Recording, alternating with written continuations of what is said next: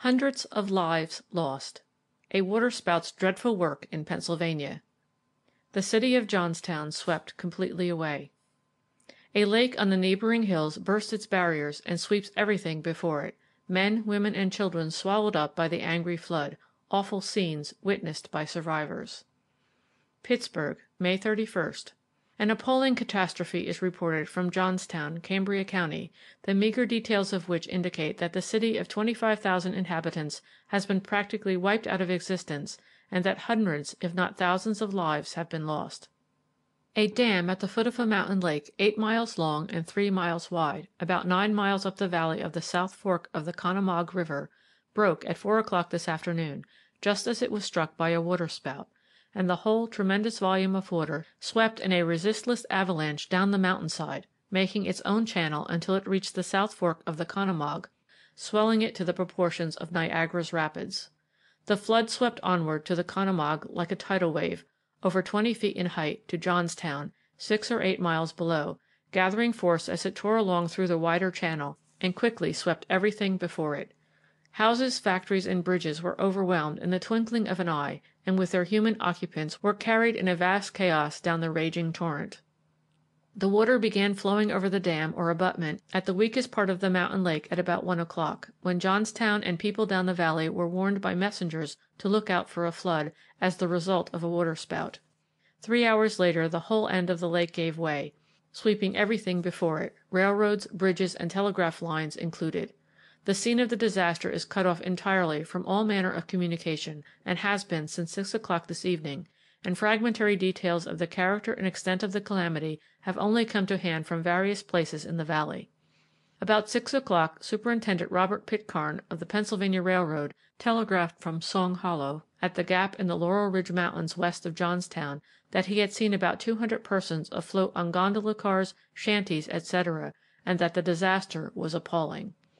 One telegraph operator says he counted 63 bodies in 20 minutes floating past his office. A telegraph operator at Song Hollow, on the Pennsylvania Railroad tower, 12 miles this side of Jamestown, says that at least 75 dead bodies have floated past that point. The wires are all down, and no trains are running east of Blairsville, which is about 25 miles west of Johnstown. Pennsylvania Railroad officials aver that over 200 dead bodies have been counted floating downstream at Johnstown alone, while along the line many additional lives have been lost. But 2 houses in Johnstown are entirely above the line of the flood, and by far the greater part of the town has been entirely destroyed and carried down in the seething torrent. A special train bearing Pennsylvania Railroad officials and a large number of newspaper men has left this city for the scene. A special dispatch from Greensburg says, "A report has just reached here that the greater portion of Johnstown has been flooded and hundreds of lives lost. Houses are floating about, and the people who are free are panic-stricken and are fleeing to the mountains. At a point near New Florence, 85 persons have been seen floating down the river on driftwood. One report comes that but 2 roofs of houses in Johnstown can be seen. The Cove Town and the New Florence bridges have been washed away, and all the buildings along the Conemaugh between New Florence and Johnstown have been carried away. The railroad towers have been abandoned by the operators." A dispatch from Song Hollow says, "At 7:45 o'clock a boy was rescued by men in the signal tower of the railroad company. His name is unknown, but he said that with his father, mother, brother, and 2 sisters he was swept away in the light frame house which was their home. He was washed away from the building, but said the other members of the family were in it when it was swept over the breast of the new stone bridge at Johnstown, that it capsized a few seconds later, and that they were all drowned so far as he could tell." The railroad operator officially reports that before dark they were able to count 119 persons clinging to buildings, wreckage, or drowned and floating in the current. If this information is to be credited, the damage in the town proper must be in the nature of a clean sweep. As early as 1 o'clock the alarm was sent to Johnstown that there was danger from the dam. The railroad officials were notified, and in a very short time began to carry people from the town to places of safety on regular trains and hastily improvised rescuing trains. Superintendent Pitcairn of the Western Division of the Pennsylvania Railroad was on his way to South Fork and was notified of impending trouble. Another report coming from Greensburg says, "Johnstown is completely submerged and the loss of life is inestimable, Houses are going down the river by dozens, and people can be seen clinging to the roofs. At Caketown, a village of several hundred inhabitants, the houses are almost entirely covered, and a great many dwellings at Blairville are submerged. Scarcely a dwelling in the vicinity of Song Hollow can be seen. The bridges of Bolivar and Nineveh, it is reported, have given way, and that at Salzburg, it is feared, will be carried away. People here who have friends in the flooded district are eagerly waiting for news at the telegraph office. Great uneasiness prevails. The river at Livermore is rising, and great destruction will follow. Later dispatches indicate that the tempest is of far wider range than was at first indicated. It raged with terrible violence throughout Indiana, Cambria, Westmoreland, Blair, Huntingdon, Mifflin, Juniata, and Perry counties, carrying away the telegraph wires, flooding and washing out railroads, converting the beautiful mountain streams into raging and resistless torrents that carry death and devastation all along their paths. The Little Juniata, Frankstown branch, and Juniata rivers, that for the great part of the year are mere brooks, are over 30 feet deep with water. All the railroad and wagon bridges, so far as heard from, have been swept down in the watery avalanche, and countless houses that were never dreamed to be in danger from flood have been swept away. Philadelphia, May 31st. At the office of the General Manager of the Pennsylvania Railroad, it was stated tonight that all the wires of the company west of Wilmore, a station on the Pittsburgh Division, 25 miles west of Altoona, had been down since 8 a.m., and that consequently the information in regard to the break west of that place is very meagre. Enough has been learned, however, to indicate that the rush of water is the worst ever known in that section. At Broad Street Station the following bulletin for the information of travelers was posted about 8 o'clock. On account of the unprecedented storm prevailing in the western part of this state, the lines west of Altoona have been damaged to what extent cannot be ascertained until the water subsides. The storm is still raging, and it is thought no trains will be passed until Sunday. The Chicago Limited Express, which left New York at 9 o'clock this morning, the fast line leaving there at the same hour, and the train leaving that city at 8 o'clock last night, are all laid up at Altoona. At 10:30 tonight a dispatch was received by General Manager Pugh, dated Wilmore, from the conductor of the eastbound New York and Chicago Limited, which left Pittsburgh at 7 o'clock this morning, saying the train was safe, and that all were well on board. Mr. Pugh inferred from this that the Limited was laid up somewhere west of Lilly Station. The conductor reported that the bridge at South Fork was washed away, and expressed the opinion that all the bridges between South Fork and Johnstown would be swept away.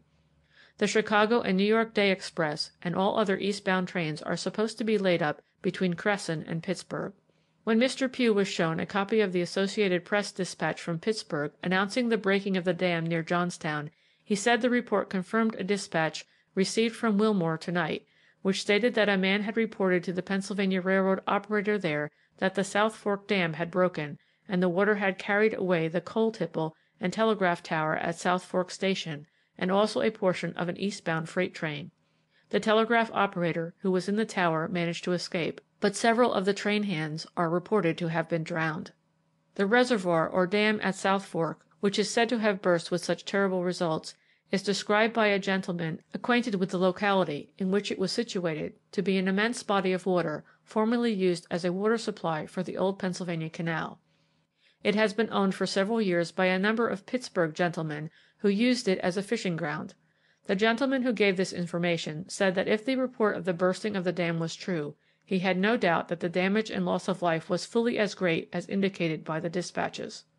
The conductor of the eastbound New York Limited Express, who reported the safety of his train, also said that a report had reached him of the breaking of the dam. He said nothing about the damage caused thereby. General Manager Pugh was out of town early in the day, and he said tonight that he could not understand what was meant when he received dispatches announcing damage to the tracks at Lilly Station. Such a thing has never been heard of before, said he tonight, and nothing short of a waterspout could have caused such damage. Lilly's is a little mining town of about 300 or 400 inhabitants. For the water to rise high enough to obstruct the passage of trains is unprecedented. A dispatch just received by me says that the water is rushing over the tracks at a height of at least 5 feet above the roadbed, and this, I say, could be brought about by nothing short of a waterspout. I have no doubt if our operator at Song Hollow said he saw the bodies from Johnstown floating down the river, as reported in the Associated Press Bulletin, that it is true, as his tower is situated right on the bank of the river. A special dispatch from Altoona says, "Central Pennsylvania is in the midst of a flood tonight that has not been exceeded in the past 50 years. A steady, unbroken rain for 30 hours has paralyzed travel, destroyed numberless bridges, laid waste entire towns, and caused losses that will reach millions of dollars. The Juniata River is 30 feet high at Hollidaysburg, and the water is 4 feet deep in the streets of Gasport. All communication with southern county towns has been cut off since this morning. Not a bridge remains on the branch roads. Trains have been abandoned. The El Dorado Valley is a vast lake, and farming districts suffer untold destruction. The western division of the Pennsylvania Railroad is closed to travel. No trains from the west have passed this point since Thursday evening. Washouts have occurred at Portage and Lilly Station. Johnstown is partially submerged. There is a landslide at Wilmore and another at Allegrippa, on the mountain a mile long, and the Greensburg Bridge is gone.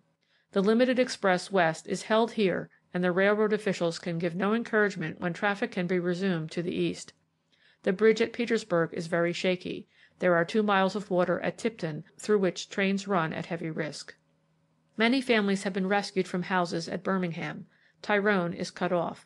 Clearfield stands in 4 feet of water, and the Juniata at Huntingdon is a mile wide, sweeping destruction down the valley. The storm has caused $40,000 of damage in this city alone, and the great reservoirs are all but gone. The sewers are useless, many houses are undermined, and the storm shows no signs of cessation.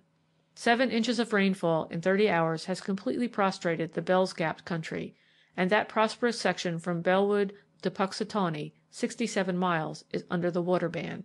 Word comes that Coalport is submerged by Clearfield Creek, and Blaine City is partially washed away. So far, no destruction of life is reported. John Caller was caught by the Juniata's rise at Frankstown. He had only time to climb a willow tree. He has been there since morning. Boats cannot reach him, and it is thought he has succumbed. 3 bridges are gone at Williamsburg, and the town is invested. End of article. This recording is in the public domain.